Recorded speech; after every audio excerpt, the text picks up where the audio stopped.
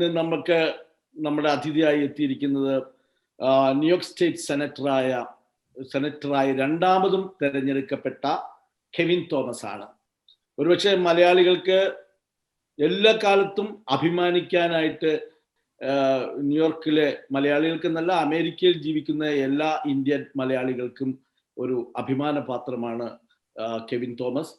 അദ്ദേഹം ഈ ന്യൂയോർക്കിലെ ലെജിസ്ലേച്ചറിലേക്ക് വിജയിക്കുന്ന ആദ്യ ഇന്ത്യക്കാരനും ആദ്യ മലയാളിയുമാണെന്നുള്ളതാണ്.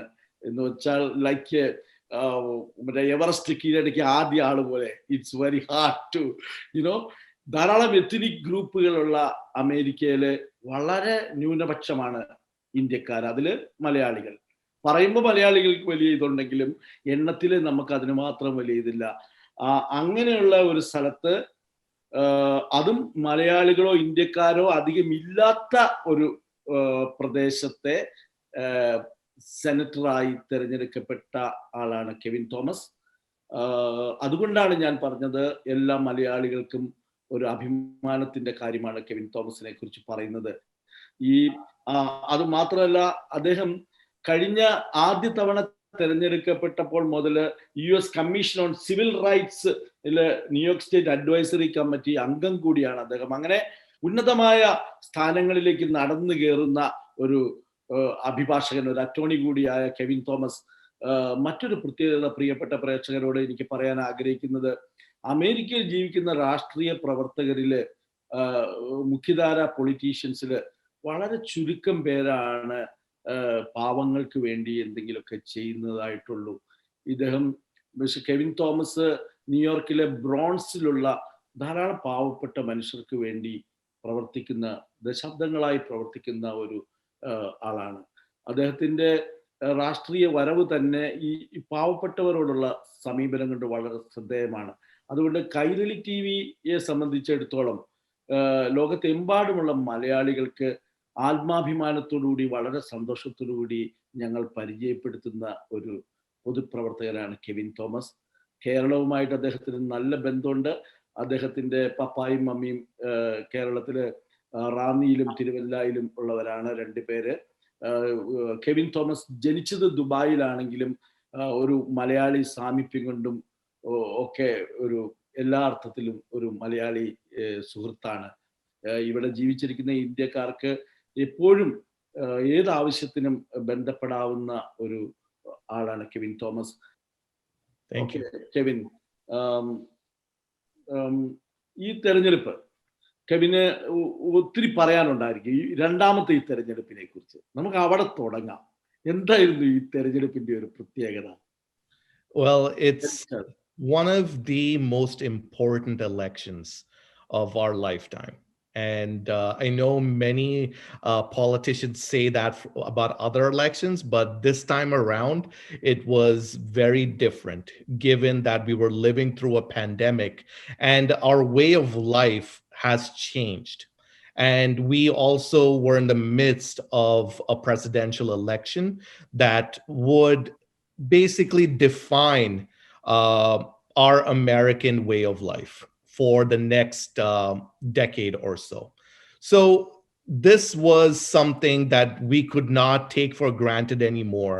And we worked like we've never worked before and changed strategy in order to win this election. You know, back in 2018, when I first ran for my seat, I raised about $110,000 to win it. This time around, because of all the votes I've taken and the amount of pressure from special interests against me, I had to basically run a campaign which is around $6 million. This is how much this seat cost right now in order to win it and keep my position here. So this was a very interesting race.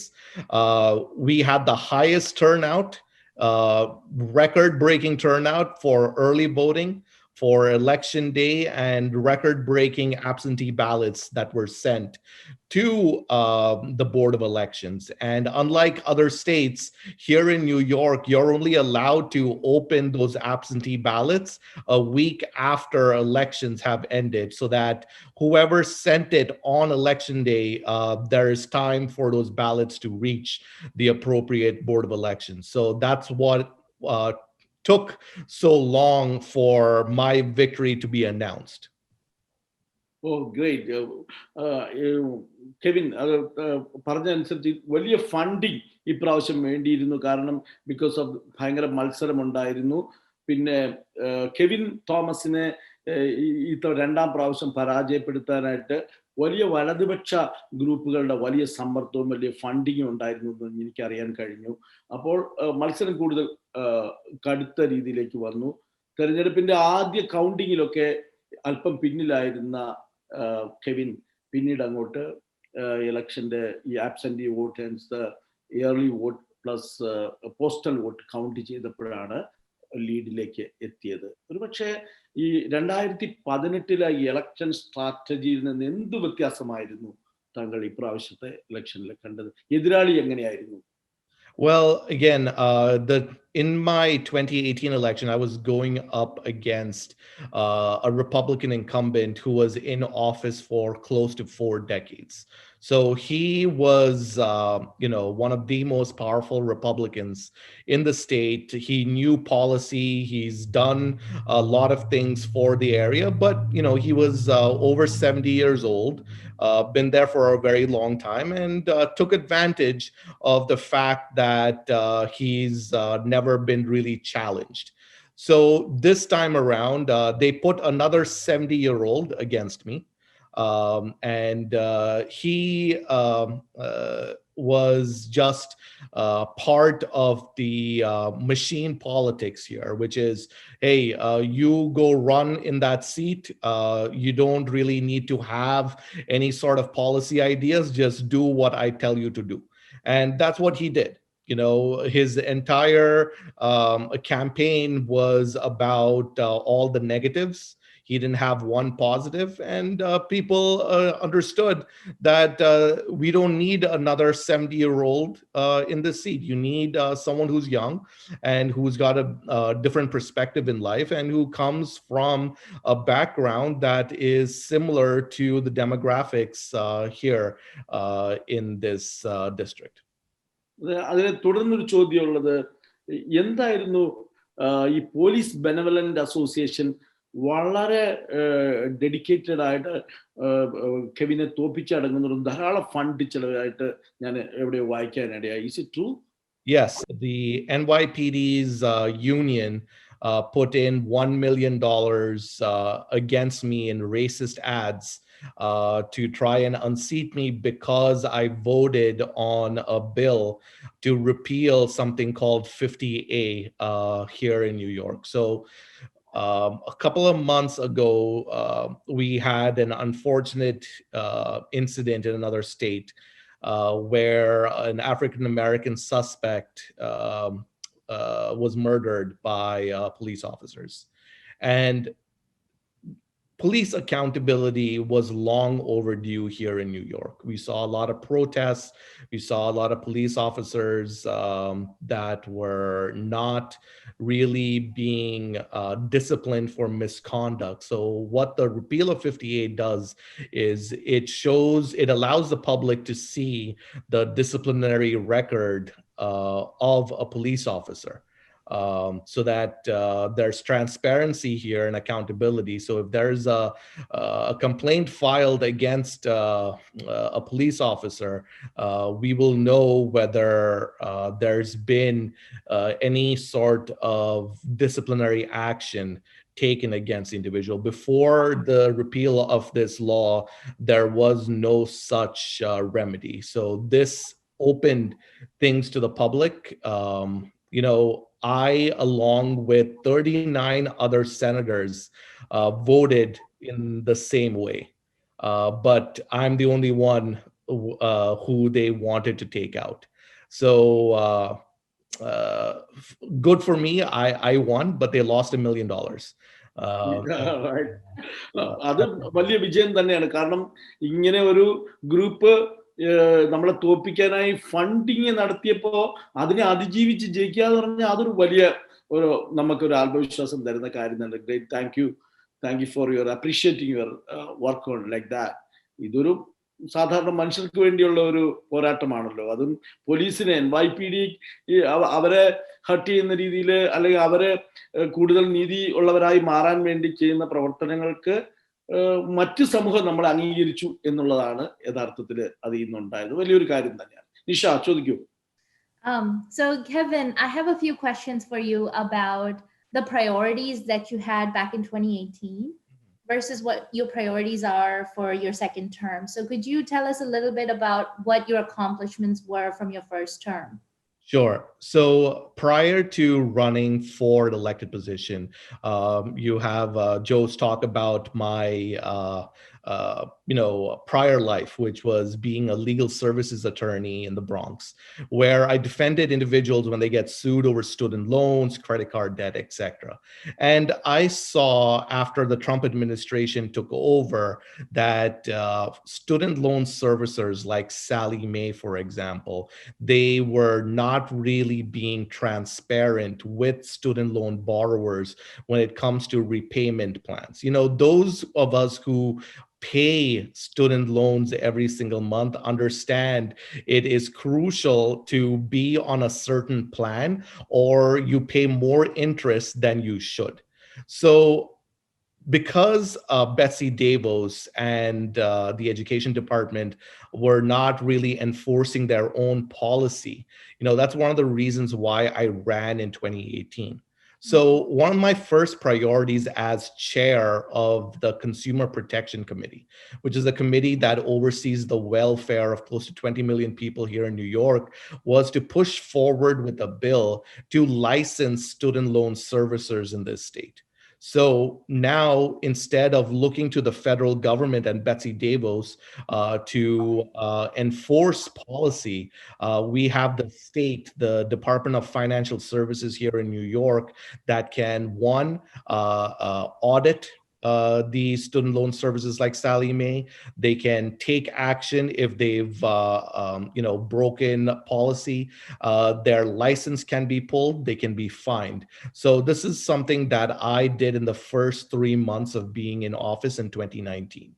Other than that, for my local district, I've been able to bring back a lot more money for our schools because our children deserve a world-class education. And quite frankly, here on Long Island, most of us pay sky-high property taxes, and we need our schools to be well-funded. So I brought back more money for our school districts.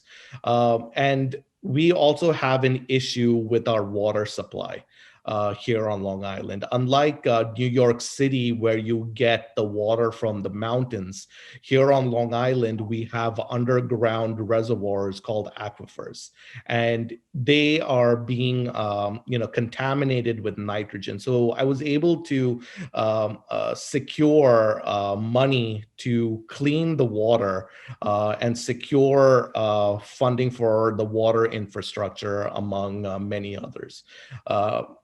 So, I mean, these are like the local things I've been able to do as priorities, because reaching the constituents in a local way is what, gives them the comfort that, hey, this elected official is looking out for them. So those are like the 3 big ones that I've been able to accomplish in my first term, among a lot of other things. We passed so many bills last year that it was record-setting.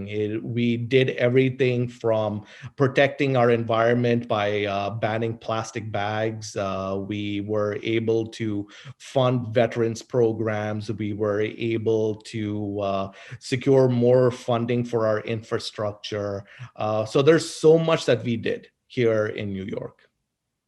Okay, that's all of those are wonderful things. And as the district senator, I think those are the things that people expect from politicians to make happen rather than, serving their own interests. Now, what are some of your priorities for 2020? I know I saw a lot of bills that you have worked on in terms of property taxes. So is that one of your priorities? So property taxes is a major issue here on Long Island. We capped it in 2019 at 2% going forward every year.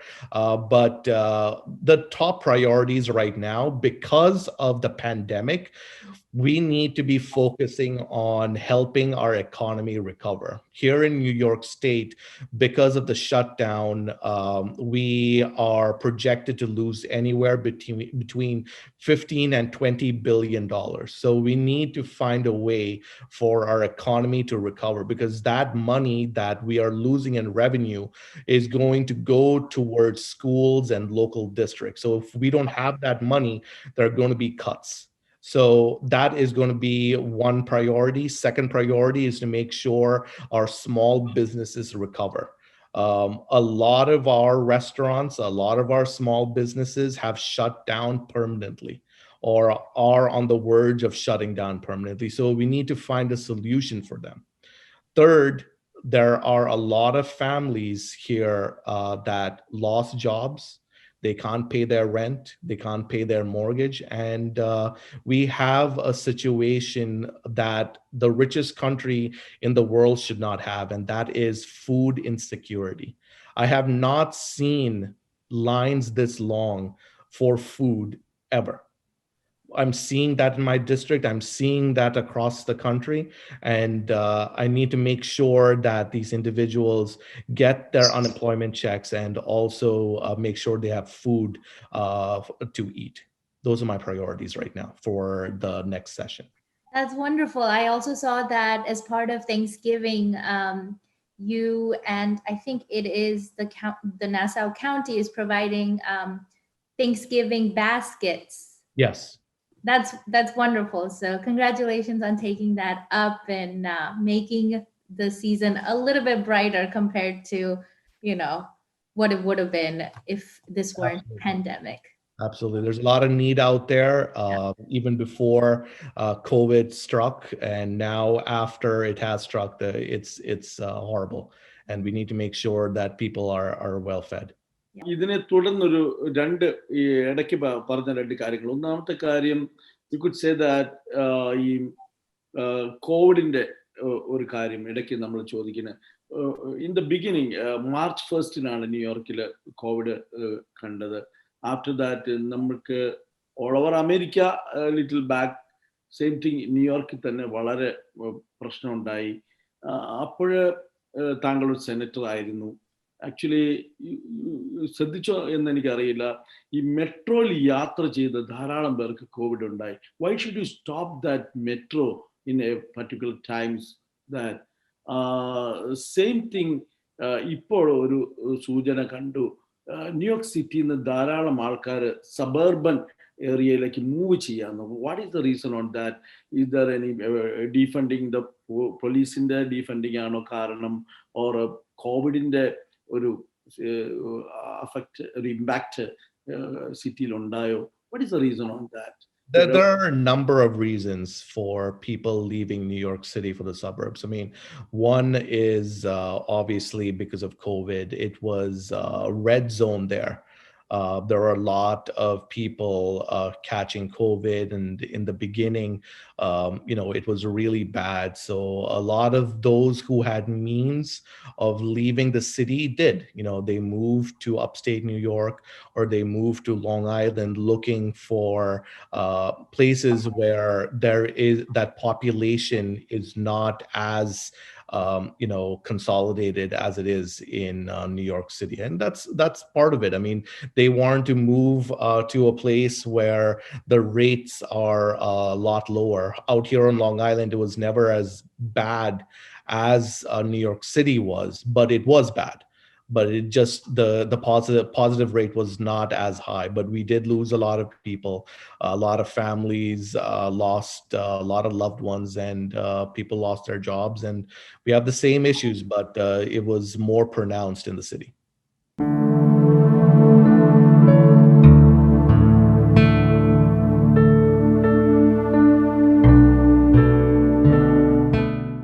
Okay, I have a question about defunding the police. From your comments and from the work that you're doing, I gather that you lean more progressive on the spectrum of, Republican to Democrat to, all the way to the left. There's a term called the defund the police, which has actually hurt Democrats more than it has helped them because of the way, because of the term defund the police, but it actually means something entirely different. What's your take on that? Is that something that the Democratic Party needs to work on as far as messaging is concerned? Well, this is an interesting, term that was used by activists during the protests.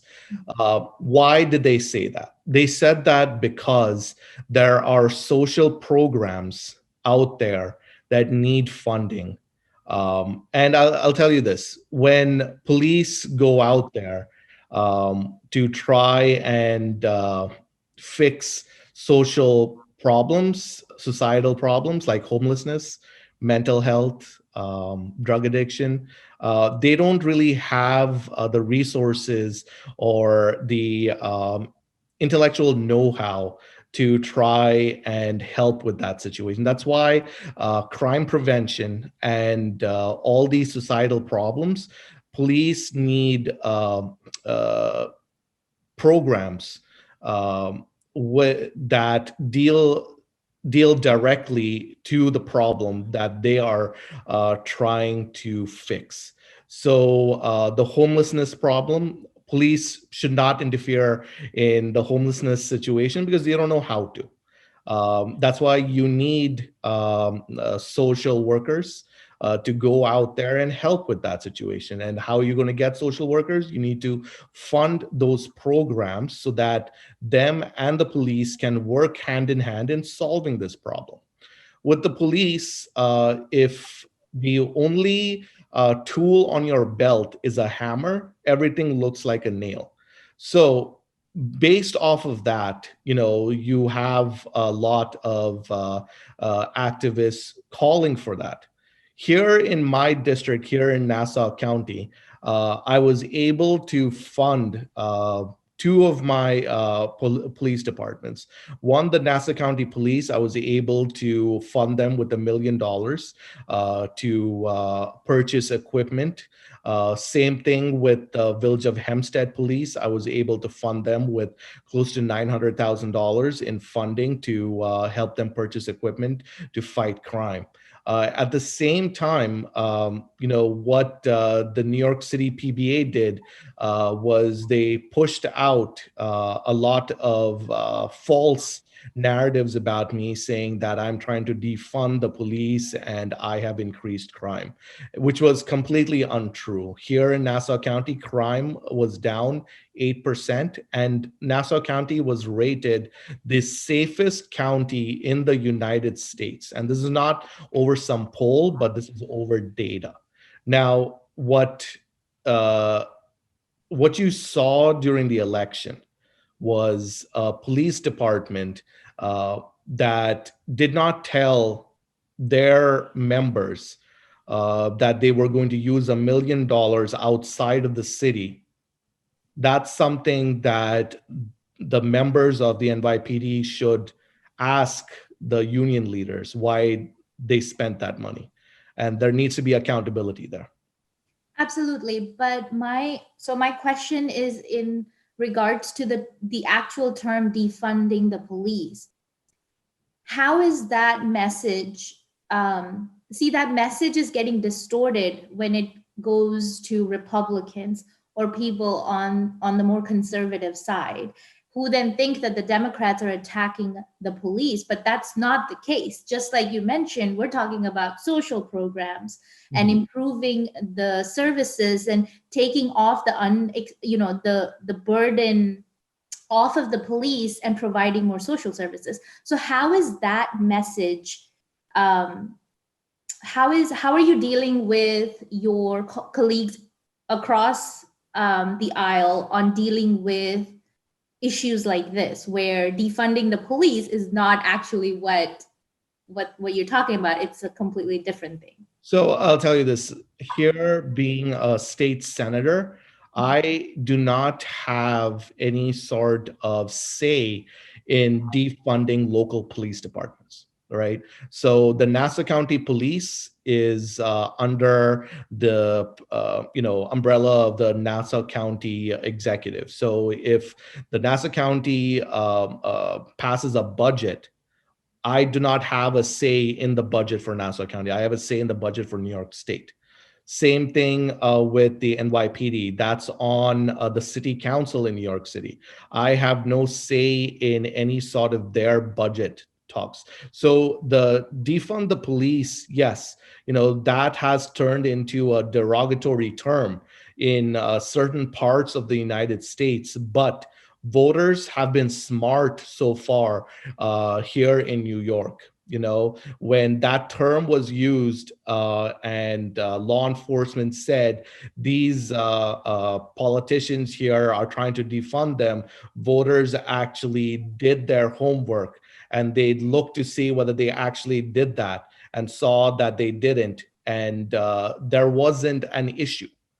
They see that, yes, there are these societal problems that need funding, but defunding the police is not the way to go, but enhancing them from within is the way to move forward in this. And I get it. I mean, I've seen the national politics of things and how that term has led to some people losing their seats, but I don't think that's the big picture there. There has to be other things associated. It's just not one issue. There are several issues that bring an individual down from elected office. It's not just one thing. Right. Even after George Floyd's death, while the protests were going on, the NYPD police also, the union, I believe, had come out and they had done a press conference where they were against the whole defunding the police and they were speaking out. So that's why I'd asked you that question in terms of the problem that particular phrase may have caused in you. Yes. Yeah. But again, the intentions were pure, but the whole term turned derogatory once it was used in different ways. So ഞാനൊരു ചോദ്യം ഒന്ന് മാറ്റി ചോദിക്കട്ടെ. അത് ഈ Kevin Thomas സെനറ്ററായി തിരഞ്ഞെടുക്കപ്പെട്ട NASA county area, പ്രത്യേകിച്ച് ക്യൂൻസ് area, long island, ധാരാളം ഇന്ത്യൻസ് മലയാളികളൊക്കെ ജീവിക്കുന്ന ഒരു സ്ഥലമാണ്. അവിടെ ഒരുപക്ഷെ വോട്ടേഴ്സ് കെവിന് വളരെ കുറവാണ്, ഇന്ത്യക്കാരും മലയാളികളും ഒക്കെ ഏരിയയിൽ. അത് ദാറ്റ് ഐ നോ. പക്ഷേ അവരൊത്തിരി എക്സ്പെക്ട് ചെയ്യുന്നുണ്ട് ഇന്ത്യൻ സമൂഹത്തിന് വേണ്ടി ഈ ന്യൂയോർക്ക് സ്റ്റേറ്റിൽ സെനറ്റർ എന്നുള്ള രീതിയിൽ ഇന്ത്യക്കാർ ധാരാളം തിങ്ങിപ്പാർക്കുന്ന ഒരു സ്ഥലത്തെ റെപ്രസെന്റേറ്റീവ് എന്നുള്ള രീതിയിൽ താങ്കൾ എന്താണ് ഈ രണ്ടാം തവണ തെരഞ്ഞെടുപ്പിൽ ചെയ്യാൻ ഉദ്ദേശിക്കുന്നത്? I mean, again, my priority is to make sure the economy recovers from COVID. And I remember saying this during my inauguration speech in 2019 as well. I know I'm the first Indian American. I'm no longer the first South Asian in the state legislature. There are 3 others that have come in this election time frame. But I am the senator for everyone in my district, not just the South Asian community. So yes, I have done legislation that would help out my South Asian community, especially when it comes to holidays like Diwali and Eid and Vaisakhi. But at the same time, I have pushed forward legislation that helps everyone. So that's how I've always, pushed forward with my role as a senator. Okay. മറ്റൊരു കാര്യം, നമ്മൾ national പൊളിറ്റിക്സിലേക്ക് വന്നു കഴിഞ്ഞാൽ ഈ പ്രാവശ്യത്തെ തെരഞ്ഞെടുപ്പ് വളരെ നിർണായകമായിരുന്നു. ലോകത്തെ എമ്പാടും ഇതുപോലെ ശ്രദ്ധിക്കപ്പെട്ട ഒരു തെരഞ്ഞെടുപ്പ് ഉണ്ടായെന്ന് സംശയമുണ്ട്. ട്രംപിന്റെ ഭരണകൂടം 4 വർഷം പിന്നിട്ടു. ഈ സമയത്ത് മറ്റെല്ലാത്തിനേക്കാൾ ഉപരി ഈ ഒരു പാൻഡമിക് ബേസ്ഡ് ഓൺ ഇലക്ഷനായി മാറി. ആ ഇലക്ഷനിൽ ഡെമോക്രാറ്റുകൾ വിജയിച്ചു. താങ്കളുടെ പാർട്ടിക്ക് നാഷണൽ ലെവലിൽ കൂടുതൽ അംഗീകാരം കിട്ടി. ഇങ്ങനെയൊക്കെയാണെങ്കിലും ലോകത്താകമാനം വർത്തമാനം പറയുമ്പോൾ ഇപ്പോഴുള്ള ഒരു പ്രശ്നമായിട്ട് പറയുന്നത് ഇപ്പോഴത്തെ പ്രസിഡന്റ് ട്രംപ് വേഴ്സസ് ഡെമോക്രസി എന്ന് പറയുന്നുണ്ട്. എന്തുകൊണ്ടാണ്, താങ്കൾ എങ്ങനെയാണ് അതിനെ വിലയിരുത്തുന്നത്? So what we are seeing again has not ever been seen before, where you lose an election and you keep filing lawsuits and keep pressuring state members to overturn the results. That's never been seen before. And what he is doing is trying to break democracy. He's trying to overturn legitimate results. And it's just sad for America right now because you don't have people that are members of his party coming out and challenging him on this. And that needs to change immediately because you have a president-elect and a vice president-elect, and they need to start forming the cabinet. They need to start getting their classified information to help once they, take office on January 20th, 2021, because they need to do their jobs. And President Trump is being a child and not accepting terms. അതേ തുടർന്ന് ഒറ്റ ചോദ്യോട് ചോദിക്കുകയാണ്, ഈ ഇലക്ഷനില് democratic കക്ഷികൾക്ക് മുൻതൂക്കം കിട്ടാനായിട്ട് അവരുടെ നയങ്ങളിലെ അല്ലെങ്കിൽ ഇപ്പോൾ ഭരിക്കുന്ന ട്രംപിന്റെ വീഴ്ചകൾ എന്ന് പറയുമ്പോൾ, ഉദാഹരണമായിട്ട് കോവിഡിന്റെ കാര്യത്തിൽ അദ്ദേഹം എടുത്ത നിലപാടുകൾ, അദ്ദേഹം എടുത്ത ആക്ഷൻസ് ഒന്നും സാറ്റിസ്ഫൈഡ് അല്ലാത്തത് കൊണ്ടാണല്ലോ ഈ 2,55,000 പേര് മരിച്ചത്. അതുപോലെ തന്നെ 10 മില്യണിലധികം പേർക്ക് കോവിഡ് പോസിറ്റീവ് ആയിരുന്നു. കോവിഡ് അത് വർദ്ധിച്ചു വരുന്നു. അപ്പൊ ഈ കാര്യങ്ങളിലൊക്കെ അദ്ദേഹത്തിന്റെ സയൻസിനോടുള്ള നിലപാടുകൾ വളരെ വ്യത്യസ്തമായിരുന്നു. അതൊക്കെ കാരണമായിട്ട് വന്നു. എന്നാൽ ഈ രംഗത്തൊക്കെ ഡെമോക്രാറ്റുകളുടെ നിലപാട് ഒന്ന്, മറ്റൊന്ന് ഇമിഗ്രേഷന്റെ കാര്യത്തിൽ ഡെമോക്രാറ്റുകളുടെ നിലപാട്, പിന്നെ ഇപ്പൊ നമ്മൾ പറഞ്ഞ എപ്പോഴും കെവിൻ തോമസ് ഫോക്കസ് ചെയ്യുന്ന സ്റ്റുഡന്റ് ലോൺ. ഇത്രയും വലിയൊരു സമ്പന്ന രാജ്യത്ത് ഇവിടെ കുട്ടികള് ഉന്നത വിദ്യാഭ്യാസത്തിനായിട്ട് ഇത്രയും വലിയ ഫീസ് കൊടുക്കേണ്ട ഒരു ആവശ്യമുണ്ടോ? യഥാർത്ഥത്തില് ഈ വിദ്യാഭ്യാസമൊക്കെ എത്ര ദരിദ്ര രാജ്യങ്ങളിൽ പോലും ഫ്രീ ആയിട്ട് നടത്തുന്ന വിദ്യാഭ്യാസം ഉള്ളപ്പോ ഇത്രയും സാമ്പത്തികമായി ഉന്നമനമുള്ള രാജ്യത്ത് അത് വേണോ? ഈ നിലപാടുകളിലൊക്കെ ഡെമോക്രാറ്റുകൾ റിപ്പബ്ലിക്കിനേക്കാൾ വ്യത്യസ്തമായ നിലപാടുകൾ എടുത്തത് കൊണ്ടാണോ ഈ തെരഞ്ഞെടുപ്പ് ഈ ഡെമോക്രാറ്റുകൾക്ക് അനുകൂലമായി മാറിയതെന്ന് താങ്കൾ കരുതുന്നുണ്ടോ? I'll say it's a combination of many things, right? You have a party that has lost its way, the Republican Party. Before Trump took office, at least some Republicans who were conservative, who would just look at the policies and say, all right, we're doing things so that it'll be better for America. Right now, the Republican Party is just Trump, right? Whatever he says, whatever he does, they don't take action. And that is one issue, right? Second is handling of the pandemic. Saying in March itself that it's going to go away and only one person died has led to where we are right now, over 12 million who have gotten COVID, and more than 250,000 people have died. And he is still acting like a child. Just recently, he had a press conference saying he's going to distribute the vaccine to every state except for New York. So these are the kind of actions that lead people to believe he's not okay in the head. All right. And that's not how you go about running a country. Another reason why the Democrats won is because the Democratic Party has turned into a party that likes to lend a hand to people. All right. We legislate with the heart. And when we do that, we get hit. You see someone who's homeless, we change policy to help them. It might cause some unintended consequences. We get hit with it. But you see when we try to solve a problem, I don't see the Republicans trying to help. All they want to do is try to do the very opposite so that you don't succeed. And this is the kind of politics on the national level that needs to change. All right. We're doing this for the betterment of America. And some people just want to fight and burn the whole country down, and we need to change that. But Democrats won because we're going to unite the country.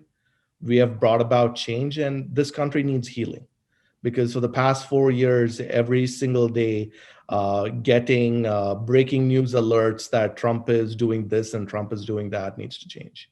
And we need to have some more security here in this country. And President Biden will be doing that. Absolutely. It's been mentally exhausting, and you can start to feel it physically too. Every day, the news that comes through, and you just want to take a break. I have a question for you on your journey, your inspiration. Why did you get into politics? What motivated you to run for New York Senate? I'll tell you this, I never had any political aspirations. You can ask my wife.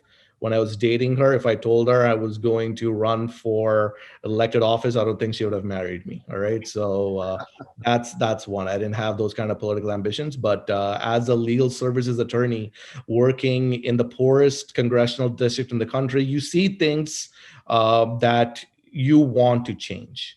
And being an attorney, there's only so much you can do. You can fight cases. You can get one or two people off of some debt. But if you want to reach, a bigger population, you need to be able to change policy and influence things. And that's why I decided to run. That triggered me. Seeing that things were bad before 2016 when Trump won.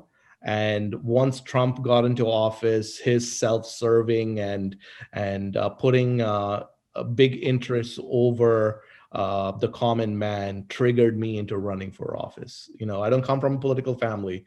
I didn't have that kind of money behind me either. Like I said in the very beginning, in 2018, I only raised $110,000 and I won this seat. And this time, because of all the things that I've done and all the change that I've brought, this was a $6 million race. And, it's just going to get even more expensive as this goes. Absolutely. And we need more people who are not motivated by politics and, money and greed, but rather a true passion from within to help their community. Right. Thank you.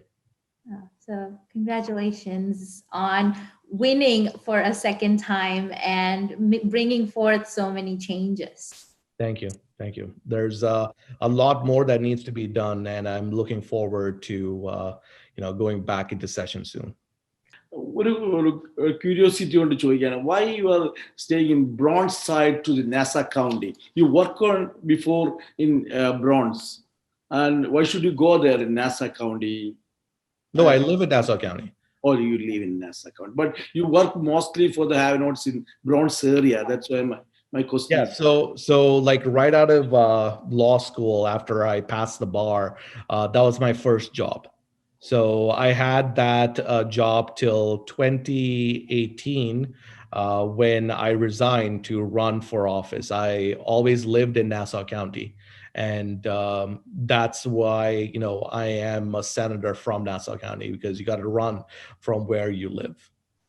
Being a senator is obviously a difficult job because you're constantly bombarded with, the issues that come up, negativity, attacks from the other side. How do you relax, or how do you get yourself back into focus? Like, what are some of the things that you do outside being a senator? So for one, what I do is I don't take anything personally. When they attack, this is politics. It's a blood sport. Your skin needs to be like rubber. So if they attack you, it has to bounce off. and that's how I have always run my senatorial life. And what I do to just unwind, when my wife goes to work, I like to cook. That makes me unwind a lot because you're just focused on cooking and nothing else. So that's basically what I do, just to like take my mind off of things. And before the whole shutdown, I used to travel more, not anymore. So that's the things that I've been doing so far.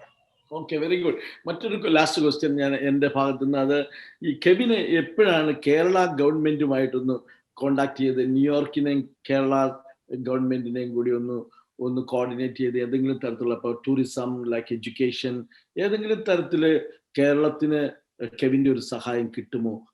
Kevin അതിന് വല്ല plan ഉണ്ടോ? I mean, again, I cannot use foreign help for any of my campaign, but listen, I am more than happy to work across internationally to talk about issues that matter. I mean, right now, with the whole COVID situation, I remember in the very beginning, Kerala did a really good job of curbing this pandemic, and looking forward to whatever we can work on and do things that where both sides benefit. So I was in India last year in December in Delhi, where we were talking about STEM education and how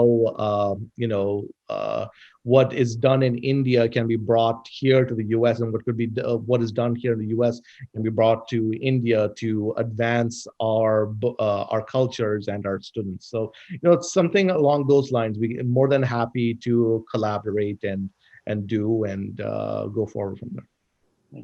Thank you very much. Getting to know Kevin Thomas as a person, not just the senator, right? So what are some of your favorite Malayali foods? Yeah, favorite Malayali foods, I like chor and fish curry and pachadi and papadam, that kind of like simple dishes.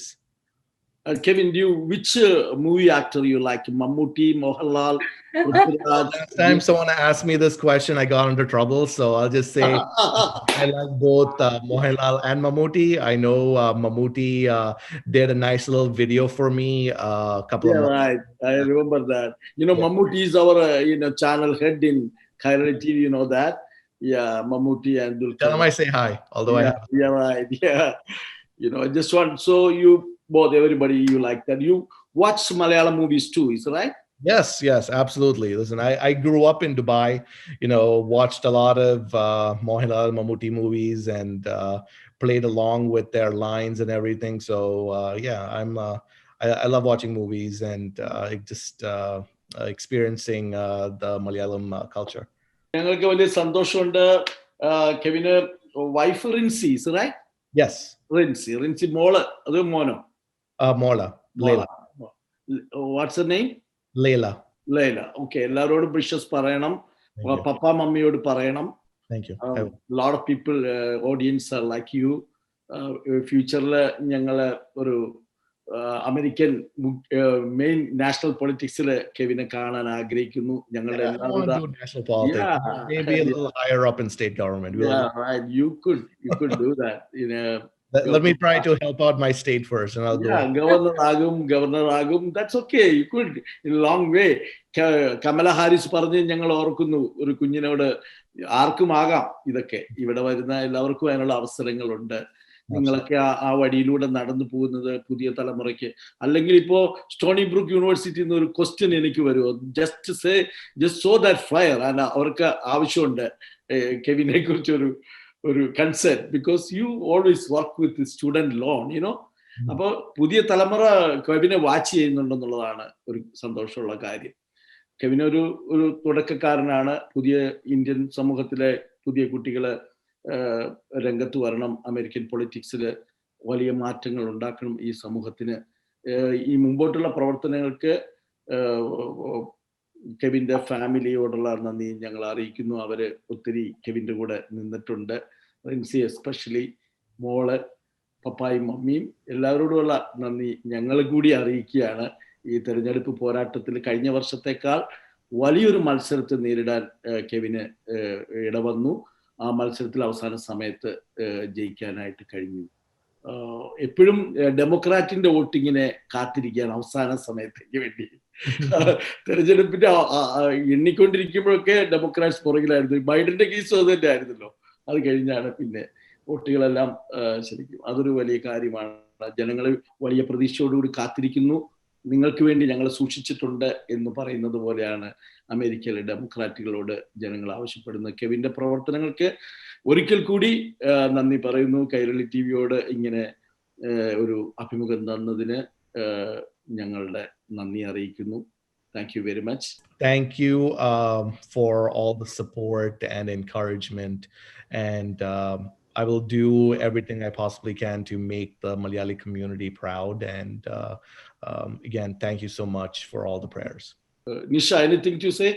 Oh, I want to add, you make us proud. And it's so wonderful to see Indians, Malayalis who are getting involved in politics and finally having a say or coming forth and letting their opinions be heard rather than just coming to this country and, busy working and making a family and whatnot. So it is so wonderful to see people like yourself who have the motivation to help people in the forefront. So thank you and congratulations, Senator. Thank you, Nisha. I appreciate it.